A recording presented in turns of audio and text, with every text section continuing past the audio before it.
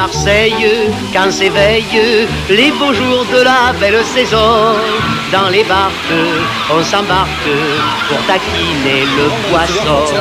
Les girelles nous appellent comme des sirènes dans la mer. C'est des petites mailles. Des petites mailles, donc il ne peut pas s'échapper. Voilà, des filets très fins qu'on cale au dernier moment. Oui. Les filets ne trempent pas plus de 3 heures. Oui. Tandis que les filets à langouste et bouillabaisse, chapeau, Oui. maximum 2 jours, 2-3 jours. D'accord. Bonjour, bonjour. Écoutez, pardonnez-nous, on vous avait pas oublié. C'était une manière de vous dire bonjour. Voilà, vous avez compris. Et on est à Marseille, magnifique. Regardez le temps que l'on a. Et en plus, on va rentrer dans le Vallon des Offres.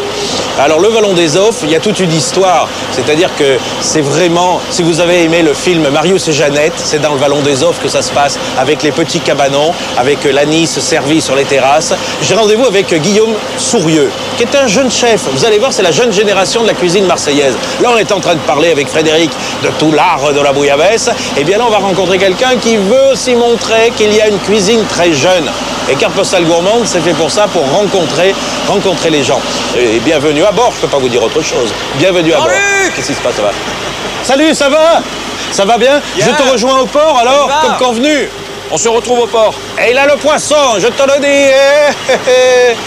Et c'est pas une sardine qui bouchera le port de Marseille, croyez-moi. Vous connaissez l'histoire de la sardine qui bouche le port de Marseille. En fait, c'était un bateau qui avait chaviré, qui s'appelait la Sardine. Et on disait la sardine a bouché le port de Marseille, mais c'était le bateau qui avait bouché le port de Marseille.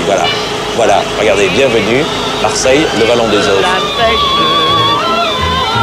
c'est le régal parfait des joyeux Marseillais. Les plus feignants pour pêcher se dépêchent.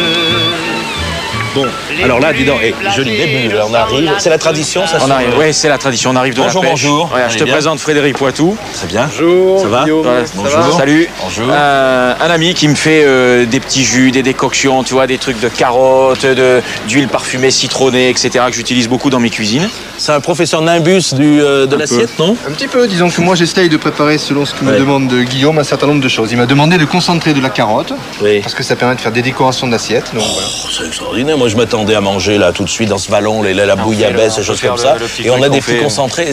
Mais c'est naturel? Ah, ça c'est naturel, c'est du jus de carotte concentré. De la purée de carotte finalement. Ah oui, d'accord. Ouais, ça nous rehausse les goûts, on peut faire une petite bruschetta de quelque chose. Oui. C'est bien parti. Oh, qui j'entends, Alex? Oh, Alex, viens. Ah, oh, alors, regarde comme il est beau. Tu le connais, lui, c'est le spécialiste de la bouillabaisse. De la bouillabaisse, oui. Et là, non, c'est pas une bouillabaisse, qu'est-ce que c'est là? C'est les sardines. Les petites sardines? Oui. Alors, vous avez votre droit d'entrée là sur ce casse-croûte. Allez-y. Ah, parce que je commence à avoir faim. Hein. Ouais. Comment il s'appelle déjà? C'est Alexandre Pinard. Alexandre Pinard, voilà. Du célèbre restaurant du Vallon des Offres. Oui. Très bien. Je vais te faire une petite bruschetta. En plus, ce Vallon des Offres, il a une belle histoire là, non? Là, tu as vraiment l'impression d'être un peu en Italie. Tout à l'heure. Tu vois, les bateaux, les cabanons, c'est tous les cabanons des pêcheurs. Tu as un peu l'impression d'être au fin fond de l'Italie. Voilà. Et en fait, on est en plein Marseille. Mais l'origine, c'était ça, c'était des Italiens, donc il y avait. C'est les Italiens qui étaient venus ici, qui faisaient les filets avec les offrières qu'on voit ici, donc pour mettre les poissons dedans sur les étals. Tu appelles ça des offrières. C'est ce qui se faisait ici, au Vallon. D'accord. Et puis après, il y avait tous les cabanons, ils pêchaient, ils mettaient les poissons dedans, ils présentaient sur les étals, tu sais, sur le port et ici. Voilà, ils vendaient plus sur le port qu'ici, et puis ils habitaient ici dans les cabanons. Et donc on a complètement oublié ça, les offrières. Les offrières avec les poissons dedans. Il y a offrir, et en même temps ça s'écrit AU. Hein, AU. Voilà. Bon, je te fais la petite bruschetta. Voilà ta place. Viens, Alex. Regarde. C'est marrant de faire un casse-croûte comme ça. Alors on est dans un des lieux les plus traditionnels, les plus jolis de Marseille, le Vallon des Offres, et il fait des petits trucs avec des concentrés. Je te fais des bruschettas. Tu vois? On se croirait chez mon parfumeur. Ça vient de Calabre. Ah oui, c'est pas mal. J'aime beaucoup les parfums verts comme ça. Une petite bruschetta. Allez, pour monsieur Frédéric, là. C'est du citron de Calabre concentré. C'est du citron de Du Calabre zeste concentré. de citron de D'accord. Calabre. Que du zeste. Et tu t'arrêtes, tu fais que la concentration des arômes. Tu concentres pas les individus non plus. Non, que les arômes. Je devais devenir un petit Renault, hein, aussi très concentré. Je peux y arriver. Qu'est-ce qu'on a? C'est tous des trucs qu'on peut goûter. Une petite cuillère, là, oui. Vous avez 2 minutes, non? Bon, alors voilà, on est tranquillement installé dans cette émission. Voilà, les poulpes, je t'en coupe un petit bout. Tu as la palamide ici, voilà, ça c'est les poulpes aux olives. La palamide, c'est les petits thons, tu vois, qui est, bon, en ce moment on en pêche beaucoup. Et il y a un pêcheur ici qui fait que ça dans le Vallon. Il est spécialiste de la palamide, donc ça avec un petit peu d'arôme de citron sur un bout de pain, tu vois, c'est juste comme ça. Tiens, ça me fait penser d'ailleurs, c'est pas encore théoriquement la carte postale. arrive toujours à la fin de l'émission. Mais là, puisque spécialiste de la bouillabaisse, c'est une question qui revient souvent. C'est Sophie Latrigue de Strasbourg. Quels sont les ingrédients indispensables pour la bouillabaisse? Vive le soleil de carte postale. Ah ben oui, ça va avec la bouillabaisse, hein, le soleil de carte postale. Merci Sophie Latrigue pour votre carte postale, c'est la bouillabaisse. J'ai l'impression de le tétaniser là, non? Non, attendez. Alex, détends-toi, bois une coupe. Non, mais Alex, regarde, le ciel est bleu, le vallon des Offres, magnifique, les petits cabanons. Alors, les ingrédients de la bouillabaisse. Alors, le principal dans la On bouillabaisse... devrait revenir aux anciennes émissions, vous savez, avec le micro, vas-y. C'est le poisson de roche. Oui, le poisson de roche qui va nous servir à faire le fond. Le fond pour préparer le bouillon. Oui. Et ensuite, le poisson principal, c'est la rascasse. Oui. L'origine, c'est vrai l'histoire de bouillabaisse. Oui, c'est un plat de pauvre. Bouillabaisse. C'était le plat des... Quand ça bouille, tu abaisses le feu. C'était ça. Donc, quand ça bout, le bouillon baisse. Pardon. À force de bouillir, le bouillon baisse. On prend tout à zéro. Quand ça boue, tu baisses. Ça baisse. Le bouillon baisse. Ça réduit, donc ça prend du goût. Le bouillon baisse, d'accord. Sur le son, les cloches derrière, voilà.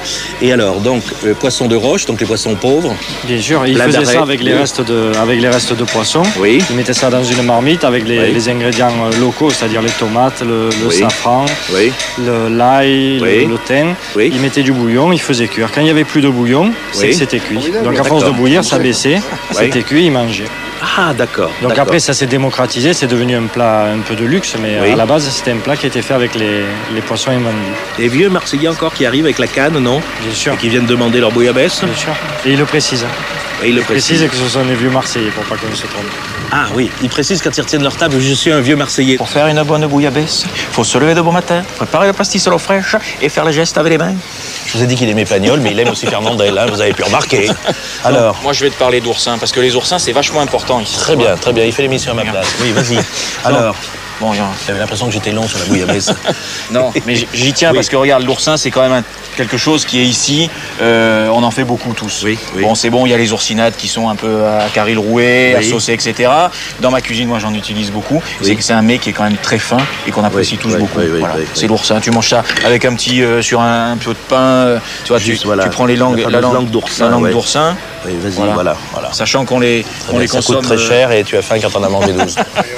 Non, c'est pas ça. Le truc, c'est qu'on en a plus dans l'assiette quand on a fini que quand on a commencé. Oui, c'est ça, c'est vrai. Et en plus, t'as des épines dans les doigts.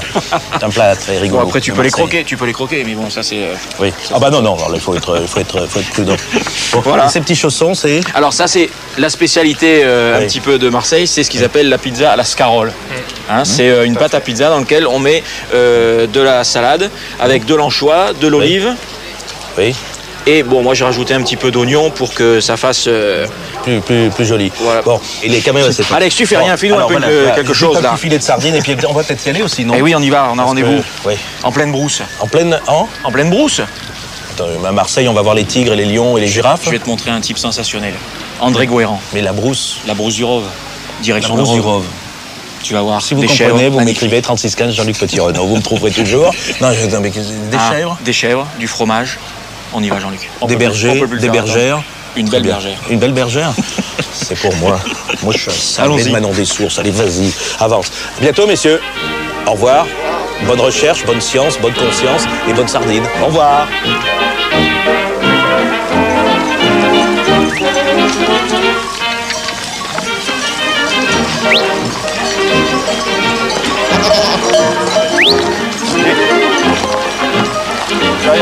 Derrière.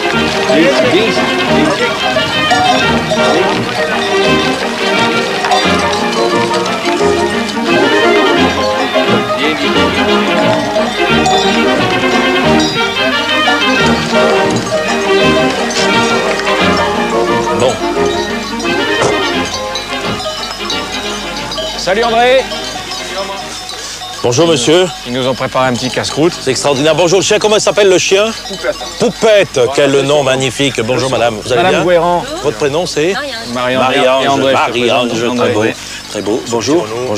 Salut André. Très bien. Berger. Et alors là, un enfant de cœur, non? Un enfant de cœur, non, c'est un boulanger de Marseille. Il faut quand même situer par rapport à Marseille. L'aéroport est là. Ne vous inquiétez pas si vous entendez un avion qui arrive et qui fait ça qui se pose juste en dessous là. On est juste derrière. C'est vrai. À une dizaine de kilomètres quoi. Dizaines de kilomètres. Sinon on est à 20 km de Marseille quoi. Ouais. Et ici, bon, le Rove, c'est le berceau de la chèvre du Rove, qui est une race bien spécifique à ce village, quoi, puisque la chèvre porte le nom du village et l'inverse. Et ce sont les Phéniciens qui l'ont importé, cette chèvre de Massalia, avec des origines de Mésopotamie, d'Anatolie, en passant par l'Arcadie, quoi. Et donc, voilà. De la chèvre. Vas-y, raconte. Il y a au moins 2600 ans que cette chèvre est ici. Ce sont les bergers du Rove qui l'ont sélectionné au fil des siècles, avec bien sûr la sélection naturelle et impitoyable de ce terroir qui est un peu, on va dire, un peu austère, puisque constitué d'épineux, de romarin et tout ça. Et cette chèvre, donc, a pris le nom de son terroir, et c'est une chèvre qui est très rustique. C'est magnifique, ça. Les chèvres. Et vous êtes le dernier? Au Rove, oui. Et il reste combien de chèvres? En 1900, il y avait 4000 chèvres ici, et 400 habitants. Aujourd'hui, il reste mon troupeau 250 chèvres, et on est 4000 et quelques habitants, quoi. Sans blague. Plus de 250. Mais bon, il faut savoir... Vous voulez bien applaudir chez vous? Applaudissez quand même, monsieur. Plus que 250 chèvres. Au Rove, attention, parce que l'effectif, en fait, en France, il y a encore un effectif de 4000 chèvres. Il a la langue bien pendue, hein, c'est normal, hein, vous savez qu'on est plus au sud, là, pour avoir la langue pendue comme ça. Elles ont un prénom, par exemple, la première noire avec les petites taches blanches, là, au premier plan, là, elle s'appelle comment, celle-ci? On l'appelle la grande girafe, parce que petite, elle était assez grande de taille, la grande girafe, longue sur pattes, alors on l'appelait la grande girafe. Il ne faut pas trop chercher dans la finesse, quoi, parce qu'il y a des chèvres qui ont un trait de caractère, alors des fois, bon, il y en a qui portent un nom à la naissance. Bon, après, on a des familles. J'en ai une qui s'appelle Pompadour, j'ai gardé ses filles, il y a Marquise et Sévigné. Vous voyez, ce sont des familles. Pas mal, Marquise, Sévigné, voilà, ça, c'est la famille des Pompadour, alors on donne des noms. Pas mal, non, l'histoire de France, revue et corrigée par le biais des bergers. Alors, une autre à droite, là-bas, la dernière à droite, là. Églantine. Églantine. Ouais, ils ont presque tout un nom. Un côté Hugolin, hein. Hugolin, complètement. Bon, c'est ça que j'aime, parce que c'est ce que je voulais vous montrer et te montrer aussi. C'est ce côté un peu pagnolesque. On disait que le dernier chevrier, c'était le frère de Marcel Pagnol. Non, moi je dis c'est André. C'est vrai? Tu vois, et il a ça dans le sang. On a fait notre arbre généalogique depuis au moins 1480. On est au Rove, moi je suis la 15e génération et j'ai mes 2 fils qui seraient la 16e, quoi. Et je veux dire que dans ma démarche... Ils n'ont pas le choix, tes fils. Hein. Non, mais... Ils ne veulent pas être virés de la famille, ils n'ont pas le choix, les gars. Non, mais je veux dire que dans notre démarche, il y a aussi... on sait d'où on vient, quoi. Et puis il y a aussi ce souci de maintenir le troupeau dans son berceau d'origine et de perpétuer une tradition familiale, quoi. Je veux dire, c'est vraiment un sacerdoce, c'est un métier passion.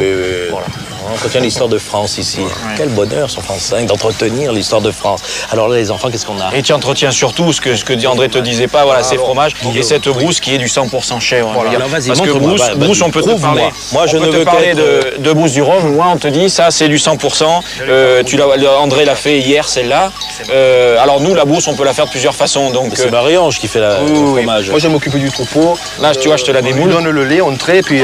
Ah ouais, très beau. On continue, des moules. Donc ça, après, tu peux la faire en sucré ou tu peux la faire en salé. Oui. Donc tu ouvres un peu, bon, tu vois la qualité qu'elle a, elle est égouttée juste à souhait, elle est pas sèche, elle est pas compressée. Tu mets un peu de gros sel, de la fleur de Camargue dessus, un peu de romarin que tu prends dans la nature derrière toi ou du thym. Oui. Voilà, hop. Cuisine ancienne. Ah oui, complètement. Cuisine rustique. Un petit peu d'huile d'olive du pays, voilà. Et puis ça suffit à soi-même. Voilà. Mais ça peut aussi, disons, se manger, on va dire, accommodé avec du doux. C'est un dessert, parce que c'est du lait qu'on fait bouillir.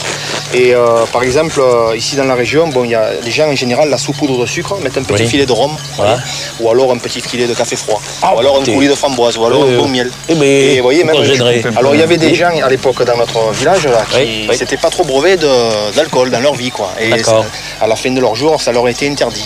Et la seule dérogation, c'était de prendre un peu de rhum avec la brousse, parce que c'était une tradition. Alors c'est vrai qu'il y en a qui abusaient, quoi. Et c'était plus de la brousse avec un peu de rhum, c'était du rhum à la brousse. Les brousses, elles étaient complètement... D'accord, on vous reconnaît bien là, oui. Voilà. Un côté bien français là, voilà. Très bien. Alors ça, c'est le fiadone. C'est le fiadone, donc c'est un gâteau à base de brousse, d'André, et de citron. Je vais faire comme toi, voilà. Je suis le boulanger. Et tu es installé à Marseille, c'est ça? À Marseille, exactement. Bon, d'accord. Alors, il y avait une chose... Alors, ça, un beau pain comme ça s'invente pas, là, hein? Donc ça, c'est du pain ou le vin naturel qu'on peut manger avec la brousse, qui va très bien avec la brousse. Bon. Et il y a des quartiers de Marseille où on faisait des pains différents par rapport à d'autres? On a la fougasse qui est vraiment typique. Typiquement méridionale. Oui, qui est ça, qui est une sorte d'araignée, comme ça, voilà, on fait coucou. Vous êtes là, toujours là? Régional, qui le fait avec du fenouil. Oui. Voilà. Qu'on peut manger avec des poissons grillés l'été sur la plage ou sur le bord. Toujours la farniente. Vous avez compris que le jeu de boules, c'est le plus beau des boulots ici dans le coin. Vous avez compris, hein? Bon, voilà. Regardez. Pas mal, non? Alors, ça c'est... Ça c'est une main à base de pain viennois. Oui. C'est un pain à base de lait. Oui. Donc qui est assez travaillé, donc qui est assez souple. Très bien. Voilà. Très bien. Donc là aussi, Jean-Luc, là vous avez des cressins aux olives. Oui. Cressins au lardon, cressins au fromage. Donc les olives viennent de Nyons, qui se situe juste un peu plus haut que chez nous. Ouais. Et là vous avez du pain au levain aux olives aussi, exactement, qui est le pain artisanal. D'accord. Au levain naturel. Bien, ça fait un petit peu VRP, là, un peu démonstration de tous les produits. Hein. Non, mais c'est vrai. Hein. Bon, alors on vous laisse partager, les enfants. Bravo pour ce joli travail. Puis en plus, vous avez quel âge? 43 ans. Ah, vous êtes vieux. Je croyais que vous étiez beaucoup plus jeune. Bravo. Bravo l'artiste. Et lui, il a 25 ans, le boulanger. Hein. Super. Au revoir, Marie-Ange. À bientôt. Merci. Bon, alors tu m'emmènes en cuisine. Et on retourne en cuisine. Donc tu m'as parlé d'un renouveau de la cuisine marseillaise. Un peu. Et On alors, essaye. qu'est-ce qu'elle est, cette il y a eu cuisine plusieurs marseillaise arrivées qui ont fait que Marseille et la cuisine essayent d'être perçues un petit peu différemment. Bon, allez, vas-y, j'embarque. J'embarque dans ta voiture. Allez, je t'emmène. Et claquez les portières. La mer sur des roches, pour vivre qu'il fait bon, quand la blague à son toit accroche, son pavillon joyeux qui claque dans notre ciel bleu. Bon, alors, regardez là, ils sont au boulot, là. Qu'est-ce que tu fais? Tu tournes un petit peu marionnette, là. T'es pas mal, hein. Tu fais comme ça, toi, t'es bien, hein. Voilà. Et alors, là, c'est quoi? On appelle ça la relève marseillaise? Non, les chefs de la relève marseillaise. C'est pas la relève, c'est la nouvelle génération. Enfin, c'est vrai? On peut pas parler trop de nouvelle génération parce que Gérald, c'est quand même un petit peu notre père à tous. Bon, moi, en plus, je suis mal passé pour en parler. Gérald, le père à tous. Ça, les enfants, je vous présente Gérald Faceda. Regardez le père à tous, quand il parle le père à tous. Regardez, voilà. Ouais, ben, ça fait plaisir d'avoir à peu près le même âge. Non, même t'es plus jeune que moi. Après, je te présente Lionel, donc Lévy, qui est Gérald Faceda sur le port à Marseille, qui est arrivé au même moment que moi, en fait, à Marseille, il y a 3 ans maintenant. Ouais, c'est vrai. Voilà. Et comme un titre, il est sur le port à Marseille. Sur le vieux port. Sur le vieux port. Il est... Oh, ça se prononce ça, le vieux port à Marseille. Et, voilà. là... Et Dominique Frérard, donc, qui est revenu de Corse parce qu'il a vu que Marseille c'était nettement mieux que la Corse. Oui. Et il y a longtemps qu'il est revenu. Non, ben attends, il y a longtemps, il y a combien d'années, Dominique? 8 ans. Il m'inquiète un tout petit peu. Je vous demande d'apprécier la toute petite patte qu'il a. Là, regardez le coiffeur qu'il a. Non, mais il a un côté. C'est un méchant. Il a un côté Jean Valjean comme ça. C'est le Jean Valjean de la cuisine marseillaise. C'est pas mal. Bon, Gérald, il est dans les roses là-bas. Gérald, qu'est-ce que tu vas faire toi comme recette? Je fais barbi en ce moment. Ils branchent tous sur mes classes Barbie là. Alors je fais des trucs dans Regarde, on les souche les Ah oui. Pour les bébés quoi, un petit côté. Voilà, tu aimes bien ça? Ouais, j'aime bien. Pourquoi ça? Il y a moins de casse. Hein? Il y a moins de casse. Tu m'étonnes, tu l'échappes, celle-ci elle va pas se casser. Non, mais je trouve ça sympathique en fait. C'est juste pour la bouche. Bon, c'est un clin d'œil. Bon. Et là tu es en train de préparer? Je suis en train de préparer quelques cigales de mer qui sont vivantes d'ailleurs. Qui sont vivantes là. Alors attends, regardons par là.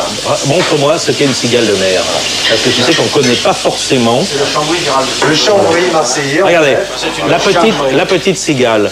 Alors, c'est entre la langoustine, le petit homard. Oui, et entre aussi l'écrevisse. Et l'écrevisse. Ouais. Et on a l'impression que, je sais pas, il y a une tête pleine comme ça. Une tête très. Il y a un côté. Avec deux grosses spatules. On s'est arrêté contre le mur. Oui. C'est un petit peu comme nous, ça va toujours sur des murs. Non, mais en fait, c'est confiture de mur. Quoi non, mais ça, c'est quand même très recherché. Ça, c'est excellent, c'est très très rare. Très Comment cher, ça se pêche? Ça se pêche à la main, tout simplement. De temps en temps dans les filets, mais c'est aussi très rare. Et voilà. Et tu vas donc nous préparer ça. En un mot, c'est plus léger, plus quoi? Non, je pense que... Tu allais chercher l'ail là comme ça c'est pas l'ail en go, ça. Non, mais on a envie de faire des choses qui correspondent à quelque chose de plus contemporain et qui soit beaucoup plus méditerranéen que ce qu'on a monté jusqu'à l'heure actuelle. Voilà. Bon, ça aussi, maintenant, la bouillabaisse, on sait la faire aussi forcément. On peut la faire d'une autre manière. Moi, je la fais d'une autre manière. Ouais. Mais on a envie un petit peu de faire savoir que quelque part, on n'est pas si moche que ça. D'accord.